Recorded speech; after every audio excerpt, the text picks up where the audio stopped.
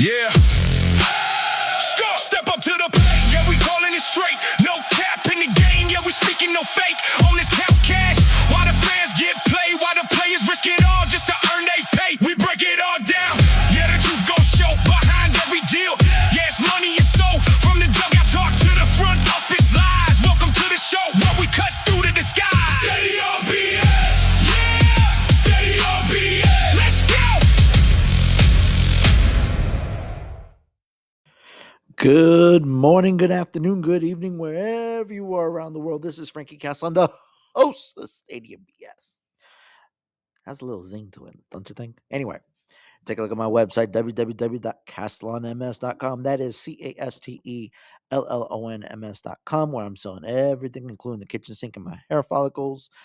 I have original merch on, resale on, everything under the sun. Tell you what, anything you want to get, let me know. I also have open suggestions. There's a survey for that. If you would like to be a sponsor on the show, there's a survey for that as well. And if you want to take a look at my past episodes, it's all there. And if you want to feel free to share it, feel free to share it. Um, I also have an exclusive Instagram. If you look over in this corner right here, I actually made 1,500 plus followers on Stadium BS. And if I follow you, because I'll jump around and follow whoever that is a legitimate account, that looks like a legitimate account, just to say hi. And if you want to take a listen, great. If you are listening and hearing this because you found it through Instagram, welcome. And this is going to be a real treat of a show. Okay. I think this is going to be an excellent show that I have. Probably one of my favorite conversations. And it's with Neil deMause. deMause. He'll correct it from me. I'll tell you that for sure. Of Field of Schemes. And what a wonderful conversation. So before we do that, we're going to go over these little news headlines all around me. Number one. Number two, we're going to discuss a random thought. Now, if you don't know what a random thought is, I did some Reels, TikToks a while back. I think when I first started doing 3-minute Reels, 3-minute TikToks, whatever you want to call them, shorts, whatever.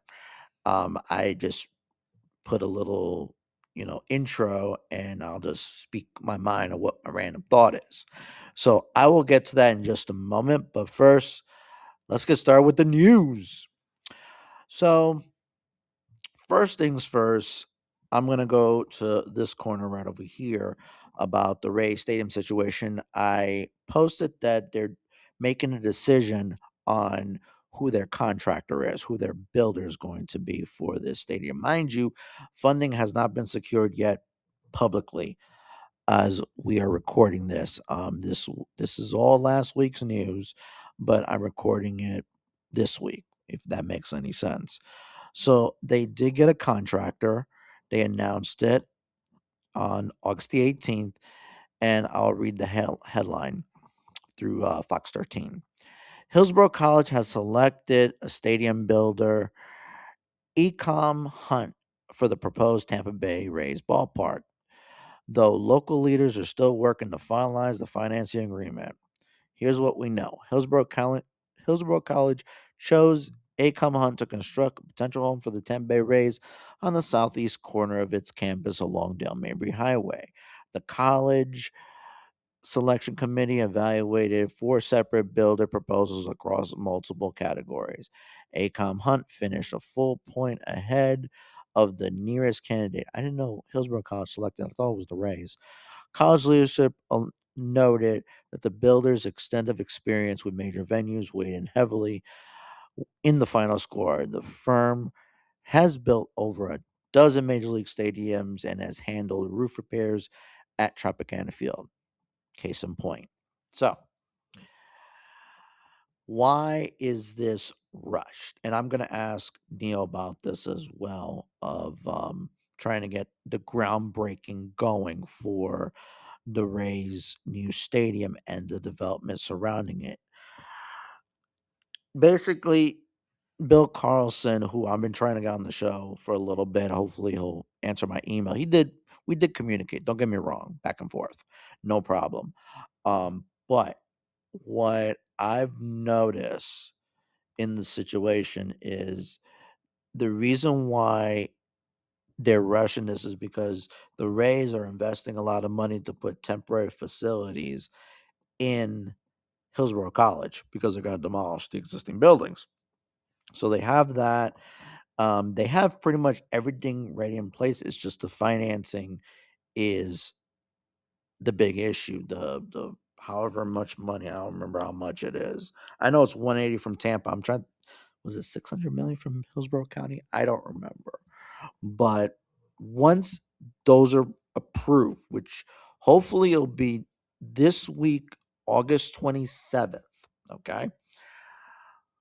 When that occurs in September, groundbreaking. They're pretty much inches to the finish line, okay?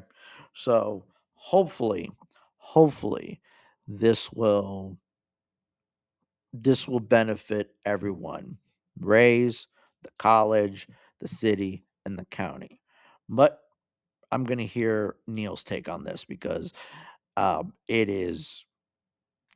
it can be misleading of saying, oh, we got to do this by this day, blah, blah, blah, blah, which you have an option to extend the lease at Tropicana Field. Yeah. And it's beautiful how it is now, even though it's still Tropicana Field. But I digress. The other headline I found, same day as the Rays Stadium situation, was through The Athletic. And I'm a New Yorker at heart. I lived in New York as a kid. And many of my memories is going to Shea Stadium, Yankee Stadium. Now, Shea Stadium and Yankee Stadium are no longer there. They've been gone since 2010. Now, what is left? At Shea Stadium, it's the is just a parking lot, and it's going to be known as Metropolitan Park soon enough when they start construction on that development, put in the casino, the hotel, the open space, whatever. I'm like, whatever Steve Cohen's doing. Let's go to Yankee Stadium for a second. When construction occurred um, for Yankee Stadium, they actually built Yankee Stadium on a public park, which is known as McCombs Dam Park. And there was a lot of controversy to that, especially in the Bronx with Bronx politicians, because are they going to get the park back in return? Which they did. They used the old Yankee Stadium property for it, which you see on the screen. But they got finally McCombs Dam Park. They got their little track, baseball fields, which I thought was called Heritage Field or Elson Howard Park or whatever. I don't know the exact name. But long story short, it's not maintained. It is not maintained. It is not even playable for kids to be like their Yankees in the shadows of the house that George built. Okay, it's in disrepair. Now, do I blame the Yankees for this? No, unfortunately. Now they put their contributions towards it. It's the city. It's the city that's supposed to maintain it. Now, how city government is doing it, I don't know, but I wanted to read some of this article from Sam Blum on The Athletic about this. And it was something that just I wanted to address on this podcast. So it says here, quote, I want everybody to just close your eyes and think 50,000 people surrounding you there chanting your name. Jeter, Jeter, whatever. I'm like, it could be Jeter, it could be Posada, it could be Mariano Rivera, it could be Andy Pettit, it could be whoever was in those championship teams, which we know plenty of. You're playing in the World Series. There's a lot of nights like that standing right here. Today, when Jose Lopez, a Bronx resident for nearly 50 years, walks that field, Heritage Field, and tries to play in that park, those storied scenes are far, far harder to imagine. There's a hole in the middle over there, Lopez said, pointing to a grassy area behind where a shortstop would be positioned. It's been there for a couple of years. I used to tell him to try to fix the holes. Nobody did. On one side, on East 161st Street, looms Yankee Stadium, the baseball fortress in the South Bronx that is home to baseball's $10 billion franchise, the richest in the sport. Well, Dodgers are coming right behind. On the other lies the park that in one of the Bronx's poorest communities, still true to this day, built on the site of the former Yankee Stadium after the old home of the Yankees was torn down between 2009 and 2010. McCombs Dam Park was originally intended to serve as a shrine to the team's history. Plaques commemorate great Yankee moments and the iconic facade that was stationed above the original entrance. Yet, over the past decade, the park has fallen in the state of decrepitude. Trash littering the venue, as you can see in the pictures. The plane service with uncut grass and sprouting weeds is uneven, unsafe. The field was untended and largely unplayable. That should tell you something. That should tell you something big time. It's sad how it's being like this. I don't like it. You're supposed to cherish what you have. I don't blame the Yankees for it. They did their contribution. It would be nice if the Yankees contributed more, but I don't know. I live here in Greenville, South Carolina, and I had that same thought when I had children of and I lived in both places. I lived in New York and Tampa, and I would not go to a park either place to save my life because I don't know if there's going to be trash, if there's going to be cigarette butts, if there's going to be needles. I don't know. I just didn't trust it in big cities. Moving here to Greenville, and had that same concern. But I'm going to tell you something. I'm going to give the city of Greenville where credit's due. They have the most cleanest parks ever, even in the surrounding areas. Greer, easily within the city. Fantastic. I feel safe. I feel comfortable. And I don't have to worry about my child getting hurt or getting sick from what can happen. New York City, different story. I just hope that I could address it. I know the Athletic is addressing this, and hopefully it gets better because you don't want to abandon history. You don't. Not at all. Speaking of abandonment, or for going to be forgotten, we're going to be closing down two parks that have a lot of history. And ironically, it's from two cities that I've been talking about for a good while. One is Las Vegas, the second one is Oakland. We all know what's going on with Oakland to Las Vegas, the A's.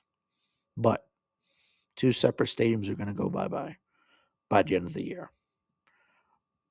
What I've reported before about the Oakland Roots not paying rent and can pay rent, and they cannot pay their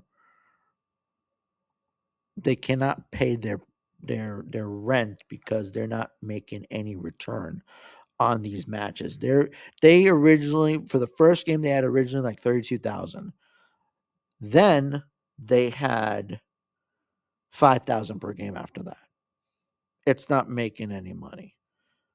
And the stadium is way too expensive to maintain. It's huge, 65,000 seats. So they're undergoing their final season.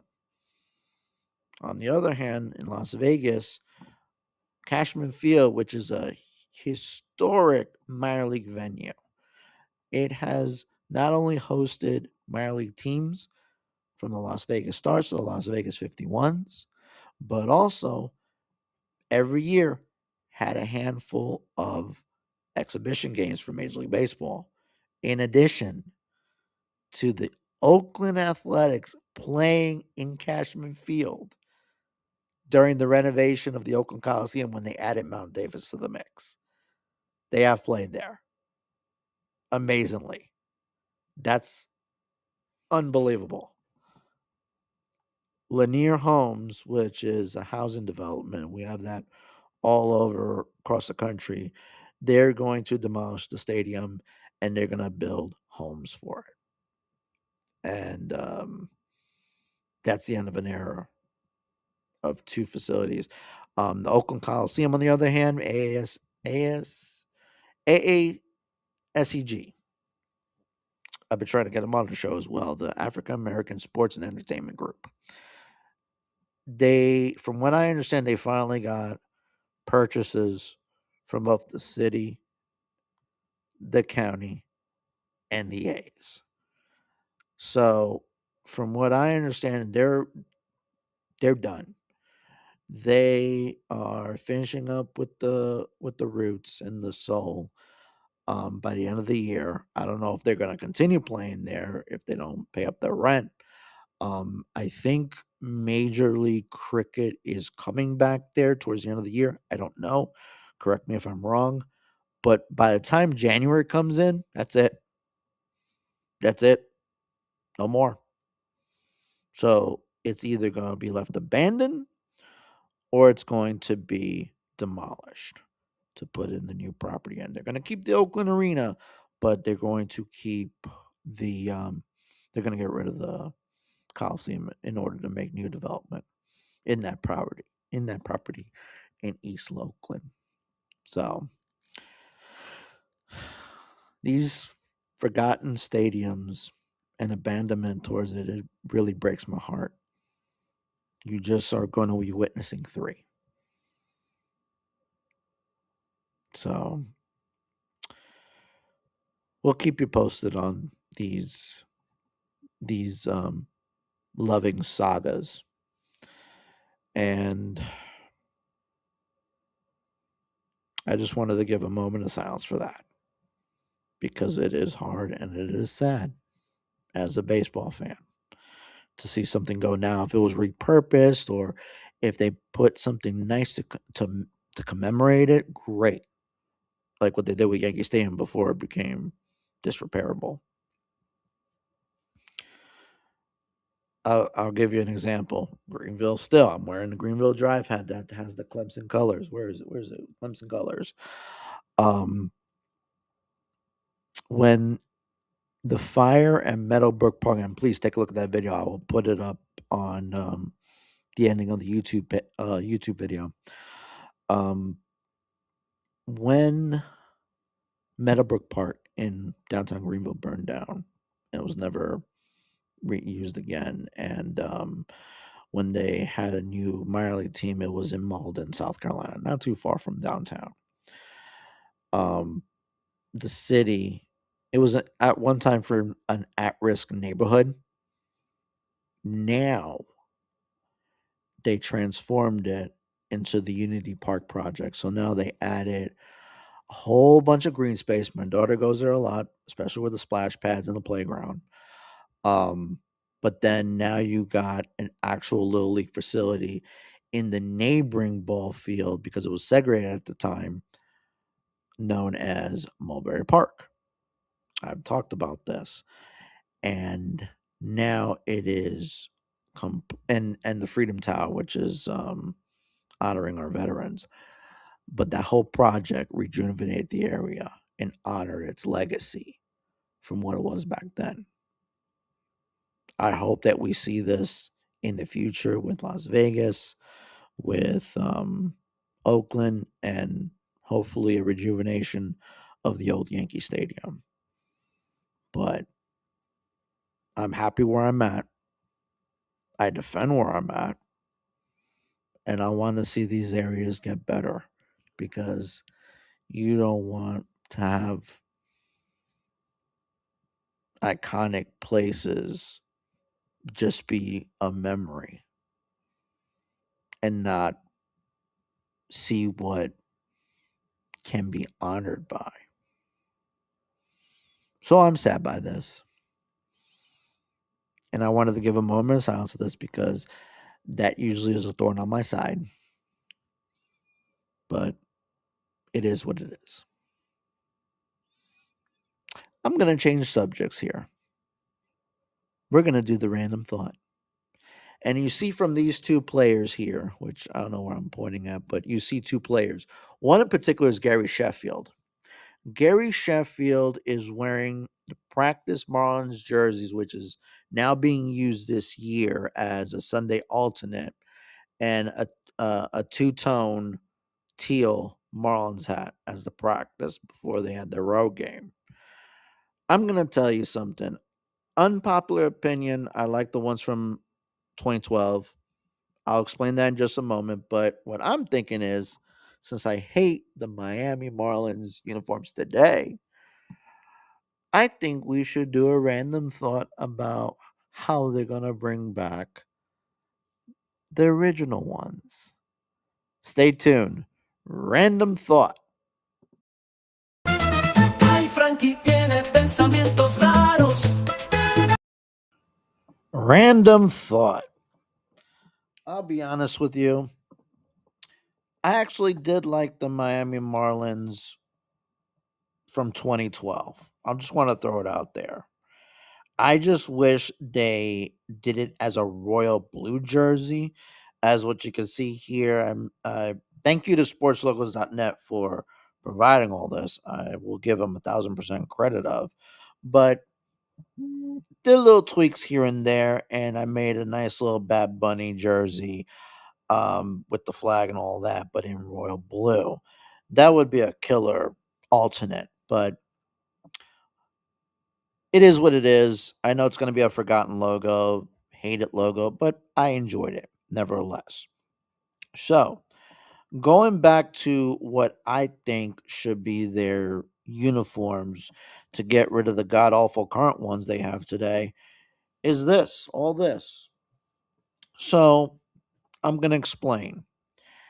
First off, the 97 and 2003 uniforms are off the table. They're gone. They're retired. The sleeveless black t-shirt, the the black jerseys with the silver lettering, gone because they won World Series on them. If they want to do it as like a retro throwback, absolutely, but they're retired and gone. They need to bring a new era to a new World Series if that ever comes into fruition. So, you want to bring back the Florida Marlins logo, which is iconic, no doubt about it. But we're gonna do uniforms a little differently, and this is how. So We'll start off with the home uniforms. The uniform for the home would be the original 1993 version. Okay, with the teal hat, the lettering and all that. That should be primary home with the teal hat. When they first did it. Um, they did it for their 25th anniversary. I think they should put it as permanent and build something out of that home jersey. Now, as a home alternate, I would definitely suggest the Sunday jerseys, which is their practice jerseys back in the day. But like what Gary Sheffield was wearing, do the two-tone teal black cap. That would be freaking awesome as a home alternate. Now the road, they have a lot of reiterations of the road jersey, but I'm not going to use them. I'm going to use one in particular. The one back in the 2010s, 2011, which is right over there, that just says Marlins in black would be perfect because there's no lineage towards it. And I think that'll be great. That'll be a great fresh start. Now, like I said, alternates, lots of alternates. We're going to do one alternate. You get your 4 plus your City Connect. That's the rule, quote unquote. I would suggest another practice uniform that I saw, which is all black and the lettering is teal. Put that as a road jersey, add the iconic black hat to it. Home, road, I think that would be a great compromise to return of the Florida Marlins and start a new era that way. But that's just me. I know I talked a lot about the news that took like 20 minutes. I apologize, but all that had to come out for sure. So I'm not going to waste any more time on talking. I want to get to the interview with Neil deMause of Field of Schemes. I hope you enjoy. Take care. God bless. And I will see you on the next one. Stadium BS is in the house. www.castellonms.com. That is CASTELLONMS.com, where I'm selling everything, including the kitchen sink and my hair follicles. I have a very special guest today. I'm gonna call this my best and favorite guest yet, because he is the godfather of what I'm doing right here, right now in this podcast. He has a book called Field of Schemes. He also has a website involved in this, talking about the actual BS behind stadium deals. Mr. Neil deMause, did I pronounce your last name correctly? deMause. It's no reason to deMause. expect it to be pronounced that way, but that's how it's pronounced. Neil deMause. Thank you so much for coming on the show. How are you? I'm doing okay. I hope I can live up to that introduction. Oh, you will. You will. Trust me. So I usually go by asking this question first and foremost. One of the hard-hitting questions I'm going to give is, tell us a little bit about yourself. Sure. So I am a lifelong New Yorker, a big sports fan. Grew up watching the Mets and the Knicks mostly, and got into journalism in college and after college, and have been doing journalism ever since then, and other sorts of research projects and editing. How I got landed in this weird space of being a sports stadium expert was my co-author on the Field of Schemes book, Joanna Kagan, and I, in, I guess it was 95, were both journalists working on other things, and we were working on a little local zine in Brooklyn at the time when Rudy Giuliani was mayor of New York and was trying to build a new stadium for the Yankees in Manhattan at that point. Right. And at the same time, Joanna's originally from Cleveland, and Cleveland was trying to build a new stadium to bring the Browns back after they moved to Baltimore. And we're like, wow, this is really funny that two different cities are like both facing, financial crises. New York was closing libraries, the Cleveland schools were in receivership. At the same time, they were giving money to sports teams. This will be a cute little 1,000-word story. Right. So we start researching it and start discovering that it's going on in many, many more cities than we realized. Pretty much every city, even at that time, either was coming out of some sort of stadium funding demand or in the middle of one or about to hit one. And started researching it more and writing about it. And it eventually turned into Field of Schemes, the book, which begat Field of Schemes, the website, because this is just continuing, 30 years later now. It hasn't let up. So they, started the website to first do occasional updates, and now it's, pretty much a daily thing because the news watch never stops.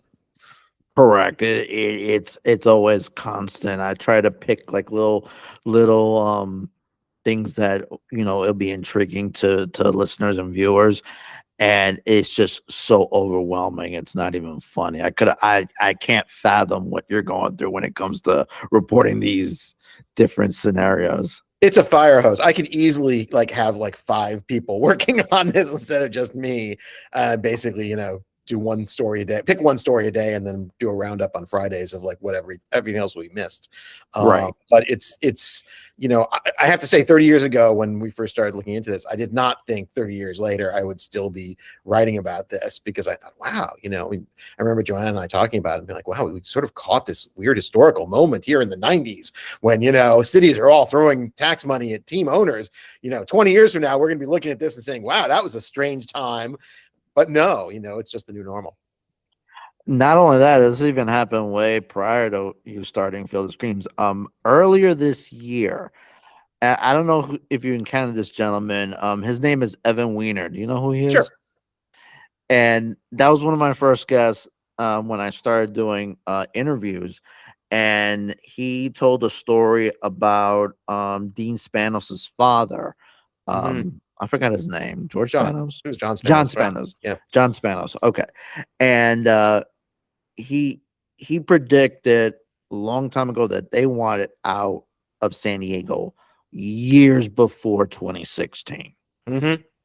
Like 25 years ago, prior to 2016, they wanted out of San Diego. There was no ifs, ands, or buts about it, even though they proposed that new stadium in San Diego, et cetera, et cetera, et cetera. And it was just intriguing of hearing this. And I started going down the rabbit hole of all this. And this is where I encountered yourself. And I've followed not only your site for the last, I would say, 30 years, believe it or not, even as a teenager. I followed Ballpark Digest. That was a big one. And because I like certain designs out of the uniforms, sportslogos.net. Those were the best ones, and I'm glad they're still there to this very day. Yeah. Yeah, no, it goes back a long ways. I mean, you talk about even the days of like the Dodgers and Giants leaving New York, right? And yes, new stadiums. And there were certainly all the ones that were built, the concrete donuts, as we call them, right? The big round multi-purpose stadiums in the 60s and 70s. But the difference was those, even if the city paid for them, the team would pay rent or pay a share of parking and concessions and things like that. And the thing that really changed in the 80s that we discovered was that team owners started realizing, oh, we don't have to offer anything, right? We're going to say to cities, you pay for basically the whole thing, and we will give you nothing back. We're not going to pay rent. We're not going to give you a share of revenues. And you're going to like it. And you're just going to do it because you don't, you're afraid of losing the team, or, we've convinced you that there'll be some sort of job creation benefit, which again, 40 years of economic research now shows is not the case. No. And that's what's changed since really late 80s, early 90s. And that's, the time period that during which you've seen billions and billions of dollars. I forget what the most recent number was. It was like 14 billion, something like that. Yeah. And it's, just a tremendous cost, I mean, it's like there's money being siphoned off from cities across the country that could go to other things that are instead going to sports stadiums and arenas, and then keep coming back and more and more and more, right? It's not like you do it once and you're done, because now you've got teams like the Braves and the Rangers whose owners say, oh, we've been here 20 years. That's good enough. We need a new one. Yeah, those stories were really intriguing, especially the Braves, because they the quote that I've heard of about Turner Field is they really didn't want the stadium. And for the 20 years that they were there, they wanted, something else. But since the Olympics came into play, they said, okay, we'll just take that as a compensation. It's such a burden to have someone gift you a new stadium and have to play in it for 20 years, right? A new downtown stadium. Exactly. And what they were really aiming for later on was real estate. They want real estate, which is very common now, right? I mean, everybody is like, we don't just want a stadium. And it goes back to the Yankees.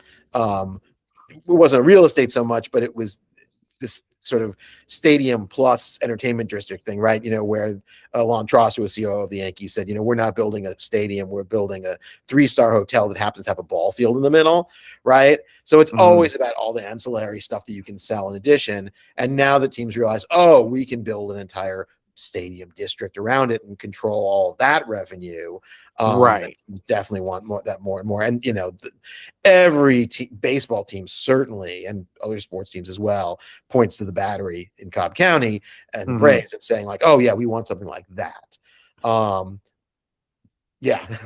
And add on to the mix of that, because I thought it was at first, very naively, I thought that this was a way to give back when it comes to property taxes. But then I encountered, and I think I sent you the email of the Economist report of what JC Bradbury's.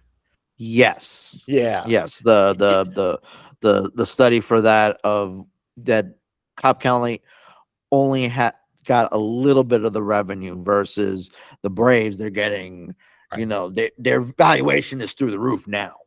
Yeah, JC's great. JC's been doing this for almost as long as I have, but as an actual economist, so he has the chops to crunch the numbers and say, okay, let's see how much Cobb County is actually getting back for what it spent on the Braves.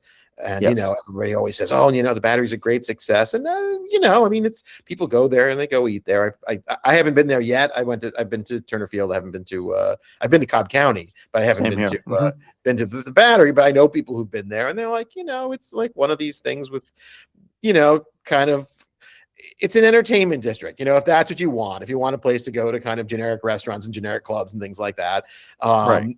It's fine. But yeah, JC said, okay, let's just look at the numbers, and and he's a Braves fan.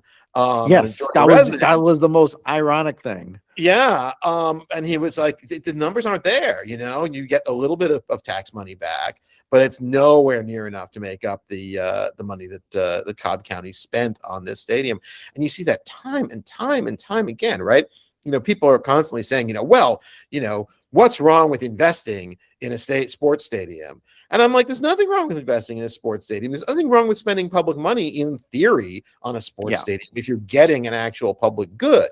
The problem is the dollar figures, right? The price point at which it makes any sense is not $300 million or, possibly $2 billion like we're talking about with the Royals now. It's probably, 100 million, 50 million, something like that. And if team owners were coming to cities and asking for that kind of money, give us a little bit of a break here and we'll spend, 90% of it. I don't think anybody would be complaining. I don't think economists would be complaining. I don't think journalists would be complaining. I don't think, community members would be complaining. The problem is that everything is completely out of whack, that, the amount of public money that's being spent, you are never, ever in a million years, even if the team wins the World Series every year and sells out every game and everybody goes out to dinner before every game, never in a million years going to see that money again. And here's my other gripe about this, is that and I live like 2.5 hours away to Truist. I wouldn't go there. You know why? Too expensive. Yeah. Well, that's the other part. Yeah. I mean, that's by design, right? What we've seen again over the last 30 years, when you were building stadiums like Sky Dome, right, which was 89, I think it opened, the idea was still, we want to build something big, right? Because we want to be able to pack the place, when it's the playoffs and when it's big games, we want to make sure we have enough seats to sell to. And starting in the 90s, sports teams, especially in baseball, started realizing, oh, we're leaving money on the table by doing this, right? I think a lot of teams looked at the Red Sox, right, and saw Fenway Park, and they were like, oh, they've only got 40,000 seats, but that means that there's more seats they can't sell than if it were bigger, but it also means they can jack the prices way up because of demand, right? Because of scarcity, ticket scarcity. Supply. So that's the new plan, right? Is like make the stadium smaller and smaller and smaller. So now you have the A's talking about a 33,000 seat stadium in Las Vegas, which, I mean, maybe they're not going to sell it out, right? Because it's Las Vegas and they're the A's, but if they are successful, then they'll have plenty of games where people will be clamoring for tickets, and they'll just be like, okie dokie, we're going to sell the tickets we have for top dollar. It's the sports equivalent of Wu-Tang Clan, only making one copy of a CD, selling it for $1 million, right? If you can get away with it, then and it was sold to a douchebag. But anyway, more seats. Yeah, go ahead. No, I'm saying it was sold to a douchebag too.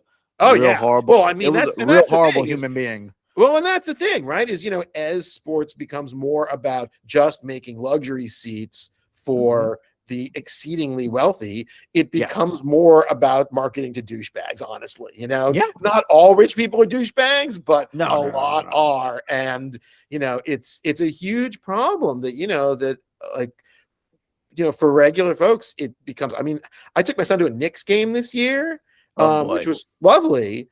But it's the first game we went to. I think it was only the second Knicks game he's been in his life. And he's 23 now. And because, I used to go to Knicks games all the time as a kid and as a young adult, but you can't do it anymore because it's just unaffordable. And that's, I mean, the Knicks are popular, but that was true even when the Knicks were terrible. It's like the idea is, if you're going to go to an NBA game, you either have to be fairly well off, or you have to save up. It's a special event like it was with my son, right? It was his birthday. We, waited till the last minute, grabbed some tickets off StubHub for, a slight discount. And that was the one game we went to that year. And maybe if he's lucky, in another 5 years, we'll go to another game, but it's a real problem. The stratification, the social separation of sports that, there are the people who can afford to go to the games, and there's everybody else who mostly watches on TV. Now, I did an episode, I'm going to say about a year ago, and I'll be honest with you, I think it was great where I moved currently, because I grew up in New York. I moved to Tampa, Florida for a time frame, and then for a job purpose, I moved to Greenville, South Carolina. Now, when I was doing my homework on Greenville, obviously it's the affiliate of the Boston Red Sox, Fluor Field. Craig Brown, who's the owner of the team, privately funded the whole thing. Okay. Once he did that, he partnered with the city to develop the surrounding area known as the West End. Greenville, the city of Greenville and Greenville County itself are making a profit thanks to it. They've developed Falls Park. They've developed all these different housings, different shops, and things to attract the outside. Which that's the reason why I have this. Welcome to Greenville, is because I'm in amazement of what is actually doing right. What would be your take on that? I mean, sure. It happens occasionally, right? The problem is that obviously the team owner would have made a lot more money if he had gotten to develop the area and had gotten the stadium for free, right? So and that probably other teams in the league are doing that. So nobody wants to be the one guy who's paying for his own stadium, right? The exception was Peter McGowan with the Giants, right? He stepped in, bought the Giants when they were possibly going to move to Tampa Bay, and actually built it with legitimately private money. The Warriors too, Joe Lacob is right. The Warriors actually built their own arena, so it does happen every once in a while. But it's very, very much the exception, because in a lot of these cases, the team owners aren't even interested in a new stadium, right? Is John Sherman, the owner of the Royals, really unhappy with Kauffman Stadium? Everybody loves Kauffman Stadium, right? People go to the games, even though the Royals have, barely ever win. It's a, much loved stadium. It's, always ranks towards the top of baseball stadiums when they do those rankings. But, it's not that he thinks he's going to make that much more money. He obviously wants a stadium district and all that.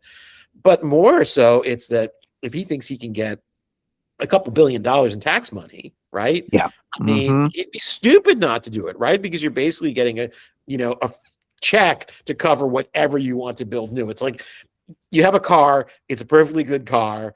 Somebody says, hey, we'll buy you a new car. Yeah, okay, right? I mean, the car may be fine, but the new car is going to be new. Yeah. And especially when all your friends are getting new cars, it starts becoming, okay, well, where's my new car? Yep. That's exactly right, unfortunately. Um, you just answered my question on the why, believe it or not. My next question is, and like I said, my podcast, the reason why I started it with all the BS that's going on is mainly the Rays and the Athletics. You mentioned Yeah. the Royals. The Rays and Athletics are the most intriguing story. It started off for me as the Rays because I lived in that area. But then when they made that announcement and Brody Brazil started crying on camera when they made this announcement to move to Las Vegas, I was already hooked. What Yeah. is your take on both situations? Because you probably know much more than I do Yeah, on I them. mean, as you know, the Rays and A situations have both been going on absolutely forever, right? I mean, Yes. the Rays have wanted a new stadium almost since they've existed, despite their stadium being pretty new at the time. Right. The A's have been trying to get out of the Oakland Coliseum ever since. I mean, going all the way back to when they were trying to move to San Jose, and then the Giants blocked that, right? Mm-hmm.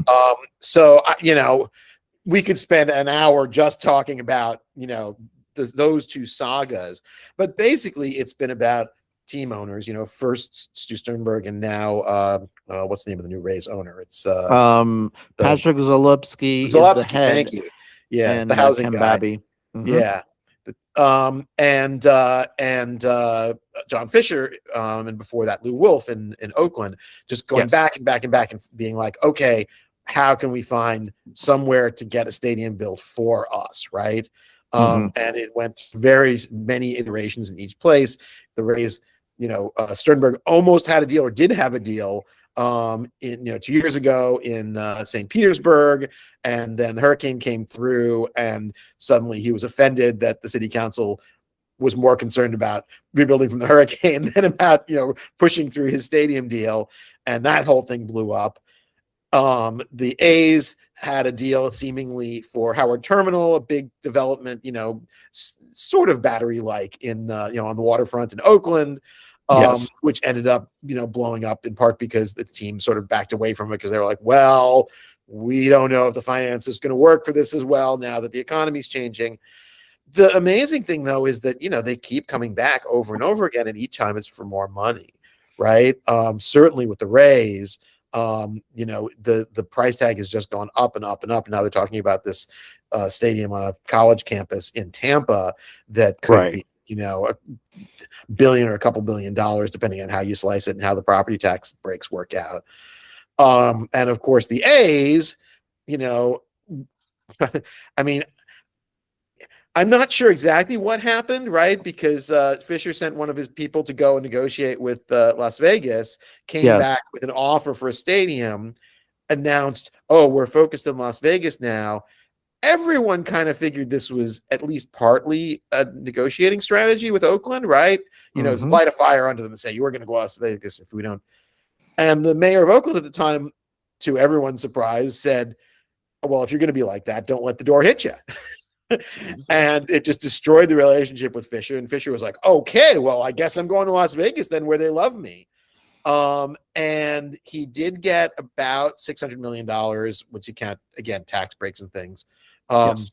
for a stadium in Las Vegas from the state of Nevada. But the problem is that he's building a very complicated stadium on a very small site, and it has to have a dome because Las Vegas is broiling hot in the summer. Yes. So he could end up spending $2 billion on this, which means $1.5 billion of it is going to be his. So that Right. could be really a lose all around, right? Oakland loses their team. Las Vegas and Nevada lose $600 million.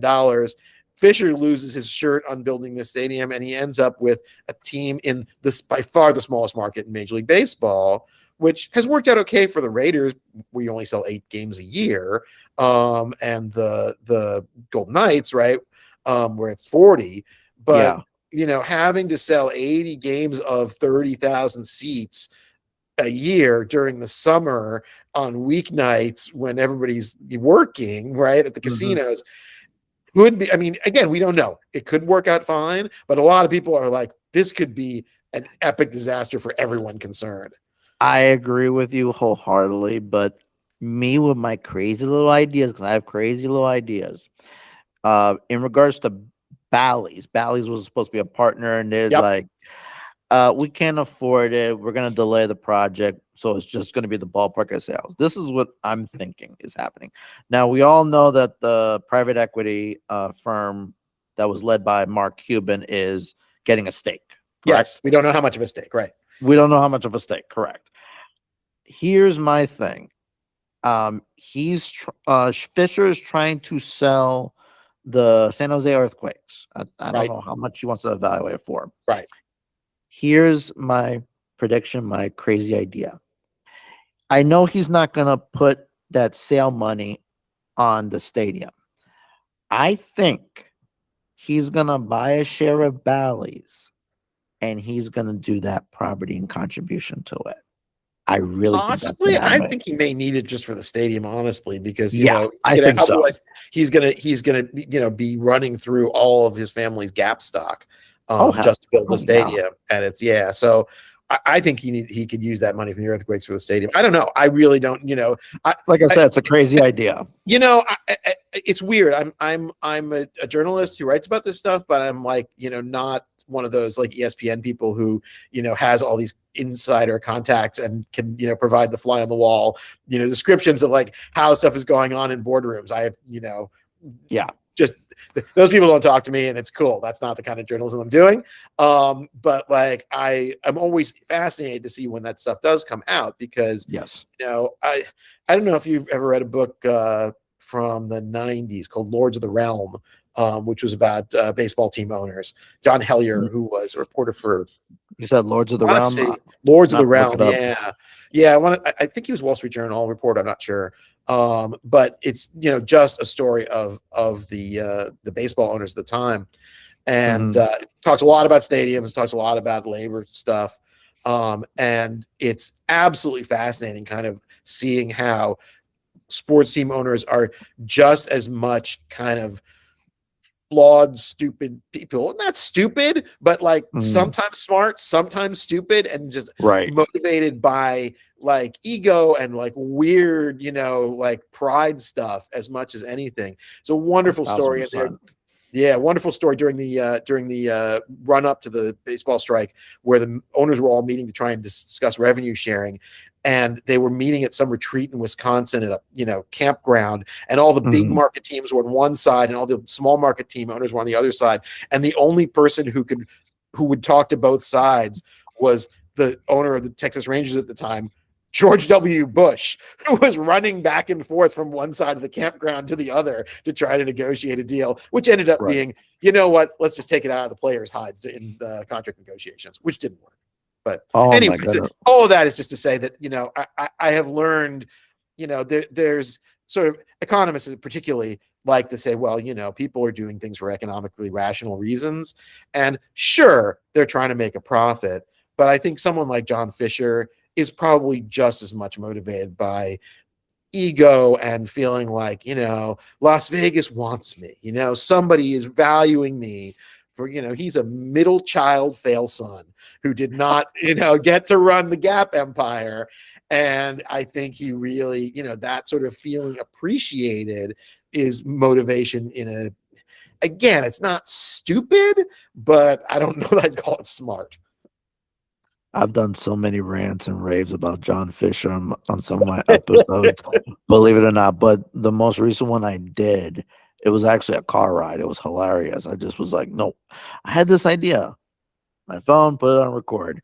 And I said, why would I be the best person to interview John Fisher? If that ever happens and comes into fruition, that would be like top notch for me. And that would like boom my podcast left and right. And just because I'm one of the most like calm, cool, and collective, I'm not going to be biased. I'm not an Oakland fan, so I'm not jilted by this. Yeah. Even though I'm upset that, this is how it went the way it did. But anyway, I'm like, it would be a hell of a conversation if that ever came into play. But I would love to see that. I'd love to see somebody talk to Stu Sternberg just about like That'll be What another one. Yes. happened? You know, you Yeah. went through all this years and years and years, and you finally landed the deal that you wanted. And then again, you wasn't even pushback. It was just like, well, you know, we just had a hurricane. We got to deal with other things first.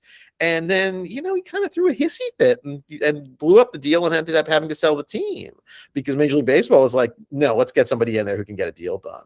So I'm fascinated by this stuff about how these, you know, people operate. But again, you know, aside from the personalities, you know, the commonality is always just like, you know, the first thing is ask for public money.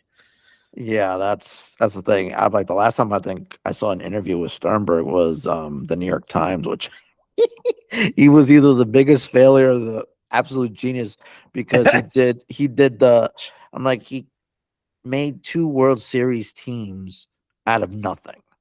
Yeah. And that was like I'm like he did Moneyball like on a really small payroll. Yeah. And I'm like he did it. But yeah, he was an absolute cheapskate. And that's why he sold for the amount he did. And he was like, okay, I'll take my billions. I'm going back to New York. I will credit him for knowing how to hire good people because the Rays have been terrifically run as baseball, you know, baseball team. But like as a, you know, business enterprise or civic institution or whatever you want to call them, you know, they're, you know, it's been a mess. So anyway, I got a couple more questions because I don't want to keep too long of your time. let's do it. The Rays. Recently, I know I've been trying to get in touch with Bill Carlson. He's been back and forth with me. I'm trying to get him to sit down with me because they're doing like a press tour between him and Ken Babby. Yeah. Involving the what benefits has come out of it, what the proposal CRA, blah blah blah. Anyway, my question to you is because the Rays already are paying for the portables and the temporary facilities for Hillsborough College. They already got a contract, which we found out today. I think it's AECOM. Was it AECOM? Yeah, AECOM. And they're pretty much ready to go to break ground. I know they're trying to be in a hurry on this, but why is this 180 million so important?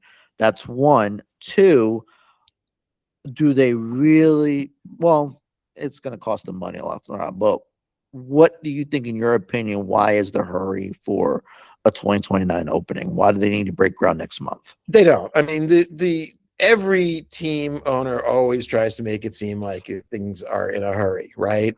Because if you set a deadline, it like gets people in city councils and county commissions and stuff like that saying, you know, hey, everybody, we have to stop debating this, right? We just have to move forward with this because it has to happen by a certain date.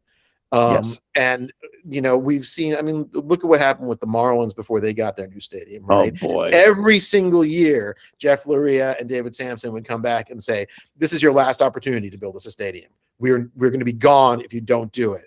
And whoever they were talking to at the point, city council, county commission, state legislature, they would get told no every time. And then they would go and visit San Antonio or something, you know, and come back a year later and say, okay, well, this year, this is really the final. It is 10 years in a row, right? Yeah. They just kept setting deadline after deadline after deadline. So it's not, you know, there's nothing magic about a 2029 opening. It's just a way to you know, create sort of artificial urgency, right? Right. But and you know why the city money is important is, you know, and I think they want every single piece, you know. I mean, look at compare it with like what's going on in Portland with the Trailblazers, where Tom Dundon is right. He wants 600 million. He wants $600 million, and there's like what is it, like 120 or something that I think is from the city piece. He's got the state, he's got the county. The city is just like, can you give us something back? Like give us some rent or something. So, you know, maybe instead of 600 million, he would end up getting 550 million or something like that. You would think this is the sort of thing that you would say, all right, fine, I'll, you know, take the W and, you know, accept the fact that I have to, you know, be haggled down a little bit. but it doesn't, seem like he's necessarily going to do that, right? He's been like, if you don't give us 600 million, next time I ask, it's going to be more. Yeah, So, and so, go ahead. so I'm sorry. I think that's what, I think that's something that's going on with the Rays, right? Is it just like Mhm. everybody in this sports industry is just used to being like, playing hardball. Another example, when the Expos were talking about moving to Washington, Yes. Jerry Reinsdorf, the owner of the White Sox, was the relocation committee top negotiator, and he went in and met with the mayor of DC, right? Mhm. Anthony Williams at the time. And the mayor of DC said, well, we'd love to build you a stadium. We were thinking 2/3 public financing, 1/3 private financing. And Reinsdorf said, we were thinking 3/3, no thirds. And he didn't get thrown out of the room. The mayor of DC basically said, oh, okay. So I think they're used to getting away with this stuff. Yeah. To the point where they're Reinsdorf like, well, especially. I could not demand the 160 million, and I could just say, okay, fine. You know what? Like, I'll accept a smaller amount and let's just do this and move forward. But I know that if I just hold my ground and I just say, nope, that was my last best offer, give me exactly what I want, or else, I'm not even going to tell you what's going to happen. We don't want to cross that bridge. We don't want to find out what'll happen if you don't give me what I want. So I think that's, what team owners are doing over and over and over again. And like, I've gone back and forth on Twitter with Bill Carlson about trying to find out like what exactly the details are that he's offering. And it seems like it might be a slight improvement on the previous deal, but not a ton. It's still using property tax money. It's using a different pot of property tax money. Yeah. And it's not, again, even if you give him everything he's claiming it's going to save, it's still saving like, 100 million or so on a like more than $1 billion subsidy. So it's still going to be a tremendous cost to the city, county, and state. And I'm, I don't want to say I'm astounded that it's going through this, that seems to be going through this smoothly. And Bill Carlson is like the only stumbling block, right? Because if he flips, it's a 4-3 vote, and they get it what you want. But I'm not astounded because I've seen it happen so many times. But it's at the same time, it's kind of amazing, right? That a team like the Rays can go from having their deal in St. Petersburg completely blow up, have no other options to go to, right? Orlando just failed to get state money for a stadium. They're not going to move to Charlotte or Nashville or someplace like that, right? They really don't have any other good options. And yet they're somehow landing in one of the richest deals possible from, in history, from just nuts. And it goes to show you that it's not about actually having leverage, right? It's not that, team owners have so many places to go that you just got to give them what they want. It's something else. There's something else that they, whether it's the fact that they have the most lobbyists, where the fact that politicians have stars in their eyes when they, are offered the chance to throw out the first pitch on opening day. There's a bunch of different theories as to why. But it's not just about, team owners have us over a barrel. And that's what I thought going into, right? I thought, you got to do this or else the team's going to move. So many teams have threatened to move and just not moved. And even afterwards said, oh yeah, we were never going to move, but we had to create leverage. Yeah. Don't say this out loud. Feels good, huh? Because what was Carlson trying to do? He's trying to use the property tax and complete a completely different CRA for it. Yeah, it's not a CRA. It's a tax financing district. It's a slightly different piece. But basically, instead of taking property tax, the new property taxes from one district is from a slightly different district. Yeah. And it would only be able to go for infrastructure. But, there are cities that have defined infrastructure as like the stairwells at a stadium, or the foundation. So, there's all sorts of things you can use and call it infrastructure, and you're still basically paying for the stadium. So again, I don't know. Bill Carlson won't answer my questions. He said on Twitter, I'll answer anybody's questions. And I started asking him questions. He's like, I'm not going to talk to you because you don't understand. I'm like, then explain to me. But yeah. Yeah, no, I hope you get to talk to him because I hope so. Yeah, no, because I like my approach is usually very not brash, but I would just like sweet talk him in, and I explained to him about like my take on the situation, blah blah blah, and then I was like, I'm invited on the show. He said yes, by the way, Mhm. to come on the show. I just don't know when. Okay. But just told him the story about my experiences in town because I lived there for a very long time. Um, m- Last question, and I'm glad we mentioned Tom Dutton on this because he's trying to do another venture, which is MLB expansion. What is your take on the Elite Eight that is proposing a MLB franchise? Who would be most successful and who would put their foot in their mouth if they actually got a team? There are 8. Eight. Okay, so I'll list them for you. Yeah, tell me that. I can't think of 8. Go for Yeah, it. no, there is eight. Okay, so Montreal's Or- one. yeah. Montreal. I'm gonna go east first. Okay. Montreal, Raleigh, Orlando, Nashville. Yeah, that's four. Okay, so that's four Okay. in the east.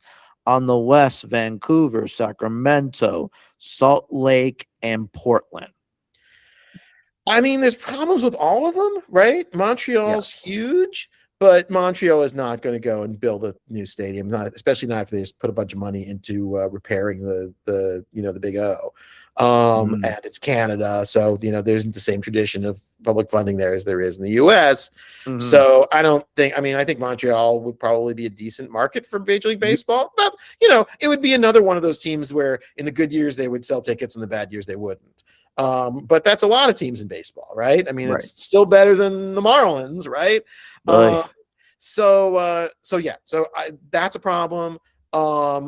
Anywhere in North Carolina, it's just there's no really huge markets there. It maybe could work as a very marginal market, but I don't know. I mean, there are no stadiums that are close to being in the planning stages.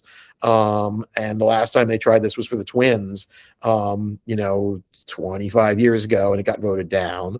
Mhm. Nashville is really small, and they just built a stadium for the Titans, so they're probably not dropping a lot of money on a baseball stadium now. Mhm. Orlando's not getting a team if Tampa Bay has a team, right? So Correct. the Yes. Rays might move there, but they're not getting an expansion team, I think, unless the Rays move to, again, one of these other cities, and then we're back to the problem of where the Rays go. Portland is possible, but it's smallish. And it's they have committed a certain amount of money that's supposed to come back, whatever they're making in player income taxes, it's overblown. Yeah. It's possible they could go there. Sacramento, again, is possible, but it's very difficult to get stuff built in California with public money because it's so easy to get referendums on the ballot to block it. Yep. Vancouver is, again, Canada, so you've got that problem. I don't think you're going to get see a lot of money. Salt Lake, possibly, but again, they're spending a lot of money on those other sports there already, and it's not a huge market. I mean, that's the thing, right? Is that the trade-off always with expansion is you get the big expansion fees, but you're Mhm. making your slice of the pie smaller, right? So the Correct. question is the added value that you get from adding a Salt Lake or a Portland or someplace like that more than what you're losing in having to allow more owners into the owners club, right?